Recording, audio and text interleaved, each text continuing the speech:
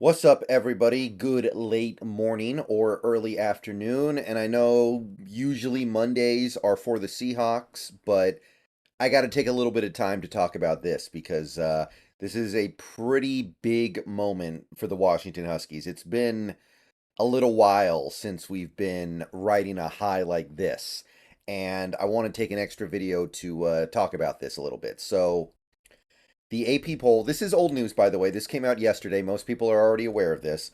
But the AP poll came out yesterday morning, and Washington had moved up a couple spots, which I wasn't sure if they were going to do it. I thought maybe they would look at that game and go, that was basically a draw, and Washington won because Oregon missed a field goal. So we're not going to bump Washington up. They were supposed to win that game. They were favored by 3. They won by 3.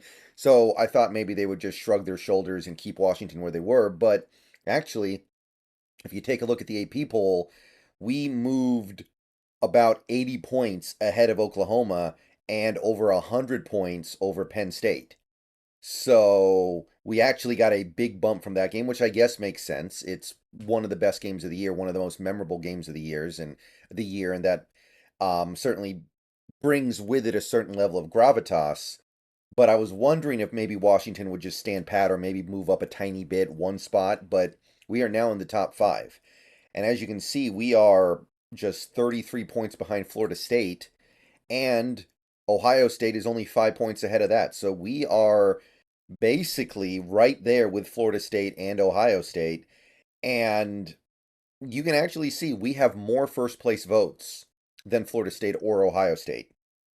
Obviously, Georgia and Michigan are still pacing the pack. They're way ahead of everybody else. Georgia, 1,541 points, and Michigan, 1,492. So there's some work to do. But at the end of the day, the goal is to get into the top four. The goal is to get up there. And now that we're halfway through this season, Washington's played 6 games. They got 6 left plus bowl game stuff, possible playoff stuff. Of course, you have your Pac-12 championship game as well, hopefully.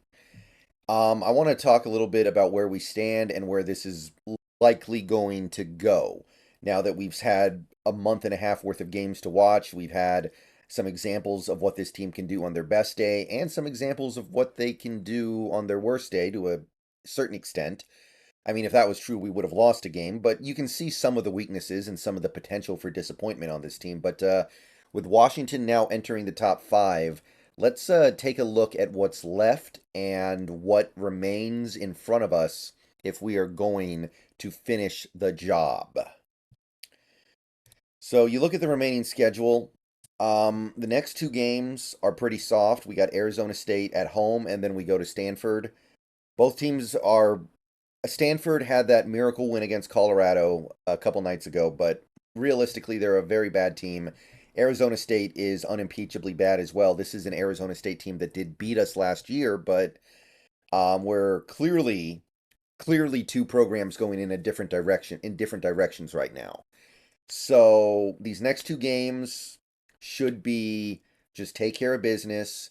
Obviously, after what happened in that Oregon game on Saturday, there is tremendous potential for a letdown because that game just took so much for you to get that win.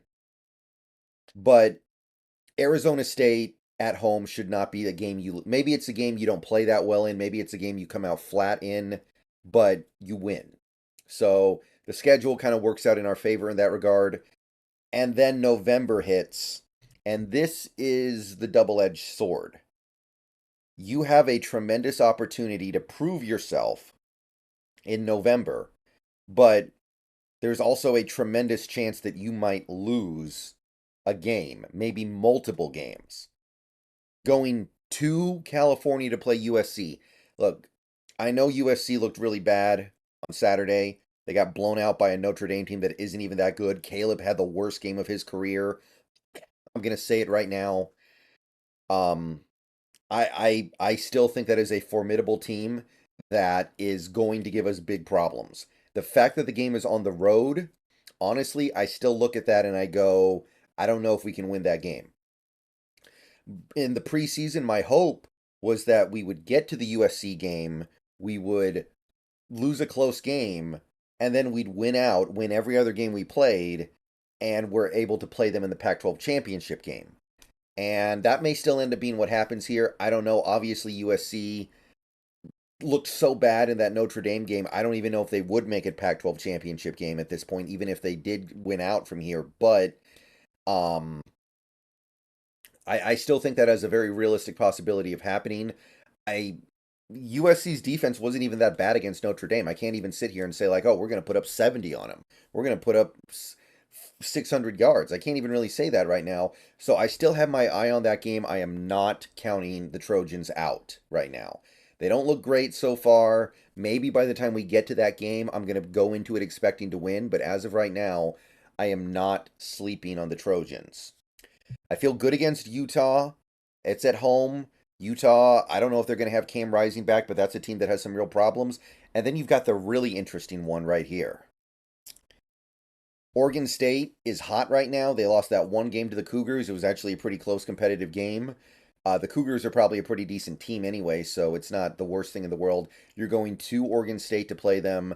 That's a great all-around college football team. They don't really have a great quarterback, but even he's capable of having a good game here and there. So that is three ranked teams in a row, three good teams in a row. Utah's got that great defense. I know I already said I expect to beat them because it's at home, but Utah's got that great defense. Washington State, it's not a very good team, but they have a really good quarterback and they have a safety that I really like too, Hicks. So I don't know what to think of them anymore. There was a point in this season where they looked like a potential elite team, like a potential team that would end up ranked in the teens, and the bottom's just fallen out. But they're still a good team. They're still going to go bowling, I'm sure. They're still going to give you they're going to make life hard for you. So if we can get through November undefeated, then that's remarkable. And preliminary and preemptive hats off to this program if they can find a way to win out. I'm not really expecting it. I'm going to tell you right now. I'm still circling that USC game and trying to figure out how we can find and preparing myself for USC to come back with a vengeance in that one. So this schedule, this is as brutal of a stretch as it gets. Now, the good news is we can lose a game and still get a lot of credit from the voters because of this schedule. If you take a look at some of the other schedules, like Florida State plays Duke this week. They're good, although they're maybe not going to have Riley Leonard. And if they don't have Riley Leonard, then they're not that good. And then they don't play another ranked team the rest of the way. The best team they play is Miami, and Miami's kind of fallen on their face ever since they started playing good opponents. They've got a game against a mediocre Florida team. They're playing a mediocre Pittsburgh team. Like, look at how soft this schedule is. Florida State is probably going to sleepwalk to an undefeated regular season. Now, they're going to have to obviously win more games beyond that to actually make the playoff. They could get humiliated in the conference championship game, but this is a team that is not going to get a lot of credit the rest of the way. The best win that they have is week one against LSU, back when LSU was considered to be an elite team coming in, and they've, I don't know. I mean, they don't really look elite. They look decent. They look good, but it might not even be that great of a win. So this schedule has really turned into a complete cakewalk, especially if they don't have to deal with Riley Leonard. Now, these other teams that are ranked ahead of us, that are ranked in the top four, they have some tough games. Ohio State, they've got a tough one coming right up here with Penn State. They're playing them next weekend, 9 a.m. That's a big one. And Ohio State, the way they're playing, they can absolutely lose that game. I'm not super impressed with Ohio State yet this year. They finally get to play a really good team. I know they beat Notre Dame, and I know Notre Dame's kind of on top of the world right now because of what happened against USC, but that game came down to the wire, and I'm thinking Penn State's got a real good chance to knock them off. Then they have a bunch of easier games before the rivalry against Michigan, where somebody's going to have to lose, right? And speaking of Michigan, by the way, they have a similar setup here. They've got some very winnable games, and then they got this game against Penn State in mid-November, and then they've got the rivalry game, Ohio State. It's in Michigan this year, so I'm really expecting Michigan to take care of business. I think Michigan does sweep. I think they do run the table here. But I actually feel like this Penn State game is going to determine whether or not they do run the table. And then you've got Georgia, and Georgia is finally going to hit the tough part of their schedule here after this Florida game. November, it's kind of like our November, right? They've got Missouri, they've got Ole Miss, and they've got Tennessee, all teams that are ranked. Not necessarily amazing teams, but they're all teams that are credible and could win on the right day. So you look at it, Washington's ranks fifth, and they've got two pretty soft games coming up here. Are they going to rise up to the top four anytime in the next two games they play? Um, I actually think there's a real possibility here because I think Ohio State's taking that L to Penn State right now. I'm not impressed. So I'm thinking this time next week, Washington's in the top four and Ohio State's on the outside looking in for at least a little bit. So that's how I see things shaking out over the next couple weeks. Obviously, it won't matter until the end of the season. We need to finish this job. We might need to beat USC once. We might need to beat USC twice. We might need to beat Oregon again. I don't know exactly how this is going to break out here, but we need we need to finish the job. It doesn't matter what these other teams do. If we win all our games against this run of opponents and the Pac-12 title game, we will get in. So we're going to have to earn it. And like I said, we could lose a game and still get credit from the voters because we will have beaten so many good teams on the way. We play 4 ranked teams this year and Washington State who could fight their way back to being ranked by the time we play them, honestly. They were ranked for a little bit there. By the way, Arizona is not as bad as we thought, for whatever that's worth. I know it's not worth a lot. Arizona is not terrible. So that's what's going on with the Huskies. I'm feeling pretty good, but I got to admit, November is going to be a gauntlet.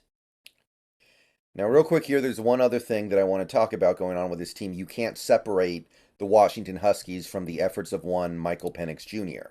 So let's run it down here real quick. Michael Penix Jr., second in the country in passing yards behind only Shedeur Sanders.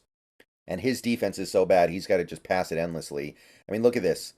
Shedeur Sanders has almost 100 more passing attempts than Penix. And he's only got 120 more yards. He is, fourth in yards per attempt.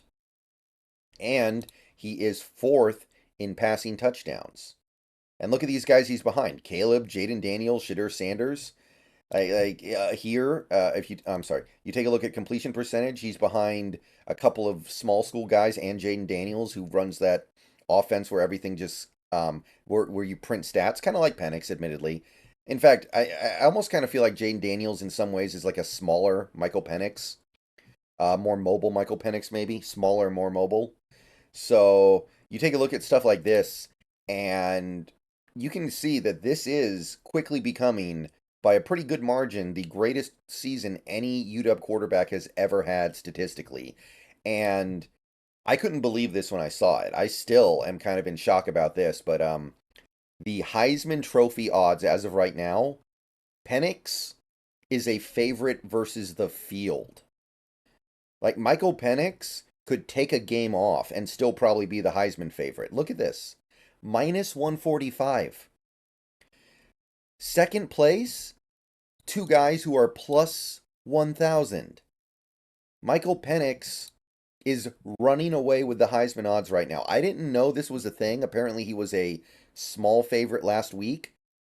But after that Oregon game, he's just become the runaway favorite here. These other guys, like Caleb Williams, who I thought was a Heisman lock this year, and I don't know if I buy this. Like, his numbers are still really good. He's an afterthought. So Michael Penix, Heismans are not really UW's thing, but all you got to do is maintain pace and keep winning games. And I mean, look at this. Look at this, man. I mean, I couldn't believe this when I saw it. Michael Penix maybe having the greatest season any UW player has ever had, ever. I mean, it's beautiful. It's a thing of beauty. Let's appreciate this while we have it. And I also want to quickly mention the efforts of Rome Odunze, who in this offense with a lot of really good weapons is third in the nation in receiving yards with 736. So I mean, it doesn't work without him. All right, I'll see you guys later. Bow down to Washington. I just wanted to talk about where this is going because it's real now. Now that we've beaten Oregon, we know that this team is real. This team has the potential to make the playoff. This team has the potential to win the Pac 12. This team has the potential to be one of the best teams in the country. Before the Oregon game, we didn't know. We felt like it was probably the case, but we didn't know for sure. But now it's like, okay, you beat Oregon, and I know the game ended in a weird way, but you win that game. Now you feel like you could beat anybody. So I'm excited. You guys should be excited as well. Um, Credit to everybody who made this happen, man. Everybody who's making this happen. This is some beautiful stuff. There was a time when I was in school where it just felt like we were never going to get to this point again. And I know Chris Peterson got us there back in 2016. I know that Chris Peterson did some great stuff, but this feels different because it feels replicable. It feels like next year when Penix is gone, we're going to get another quarterback and he's going to be really good too. We're going to get other receivers that are going to be really good too. It feels like it's going to be a little bit of a assembly line. And it feels like it's not stopping anytime soon until we lose this brain trust at coach. So don't get me wrong, it may not be this good ever for it might not be this good again for another 20 years. This could be that year that is so good it takes you decades to top it, but my God, man. All right. Way too long of a video for a Huskies video, but I had to say what needed to be said because this team is earning a lot of credit right now, and it feels good to know that you've got a very good chance of impressing a lot of voters over the next 6 games. See y'all later.